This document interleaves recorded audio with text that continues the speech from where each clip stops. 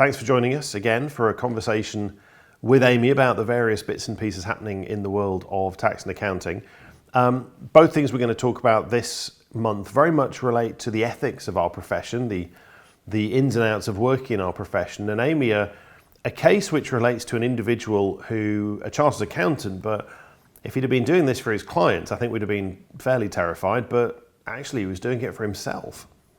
Yeah, so this is a case that I actually covered for AccountingWEB. Keaton Patel is the former chartered accountant in question. He'd actually been disqualified from acting as a company director from 2009 to 2021 for misconduct, which was not explained any further in the tribunal report, but also his membership of the ICAW had been revoked, or it had ceased following a complaint. We can assume it had been revoked in 2003, and yet he was continuing to work as a consultant and accountant on a self-employed basis for a decade between 2009 and 2019. As you say, Giles, not any further information about his clients and the work that he did for the clients, but it's actually his own accounts that painted a rather curious picture. HMRC actually became aware of Patel during an investigation into a company which he had close links with. He was employed by and also did self-employed consultancy work for BTB Brew Technology Limited. And while HMRC were investigating that company, they became aware of several unexplained transfers from the company to Patel. I think the first thing that jumps out at me on this case is that I think we can say without a fear of being sued that the chap perhaps was not as brilliant as his job as he might have been. And a lot of people talking, of course, at the moment about the need to register with the revenue and demonstrate that you meet a particular standard of accountancy. And a lot of people saying by being a member of the ACCA or CIOT or CIMA or ICAW, whatever, we are immediately in that position where that would give us enough evidence. But this guy had been a fully qualified member of the ICAW and yet still found himself in this position. So professional qualification alone cannot be the bar that we set.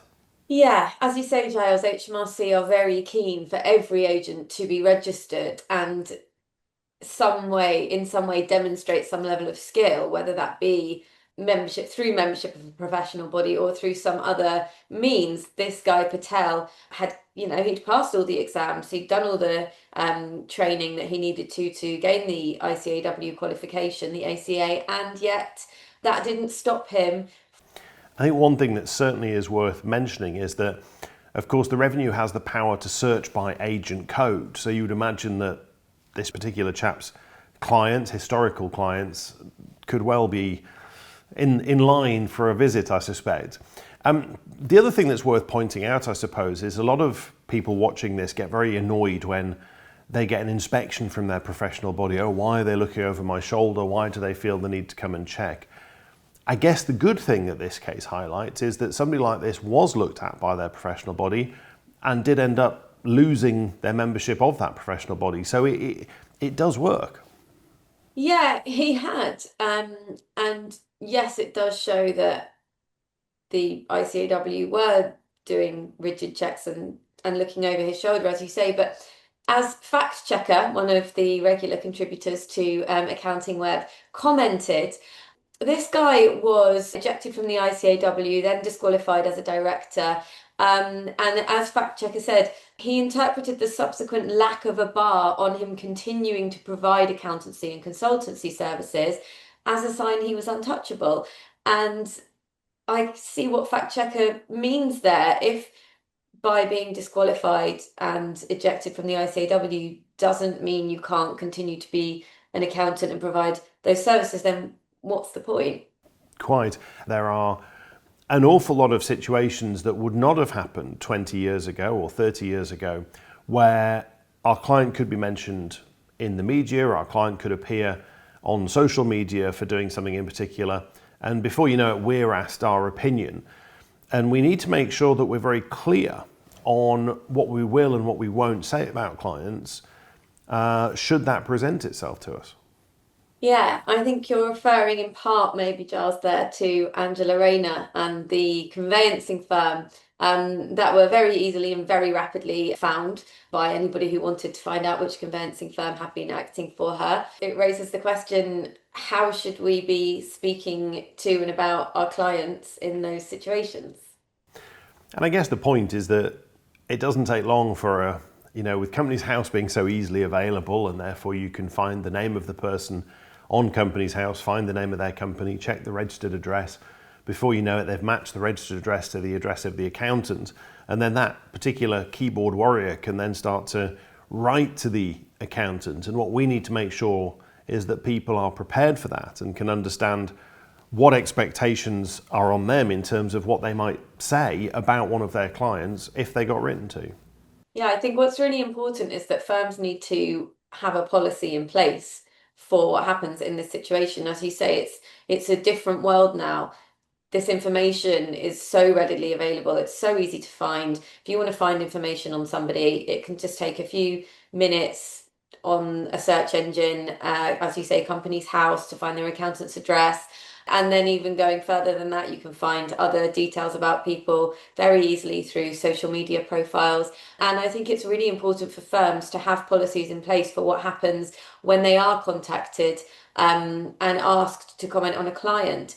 Is it a simple blanket policy of we don't comment on our clients, I'm sorry, that's our policy, is probably, I would say, the most robust response. But that doesn't stop the press from printing this is their accountancy firm, because that information is on Companies House. That's kind of undeniable. And they refuse to comment. Does that then suggest a level of admitting whatever the statement was that the journalist was saying? And even just the political beliefs of the advisor or the client. Before you know it, you hear that this person has been on whichever march it might be in London, and actually you find out who the accountant was, and people are then writing about you, assuming that you must have the same political views. The next thing is the person wants to put their case and say, oh, well, I'm not, or I am, or whatever. It's an incredibly difficult area.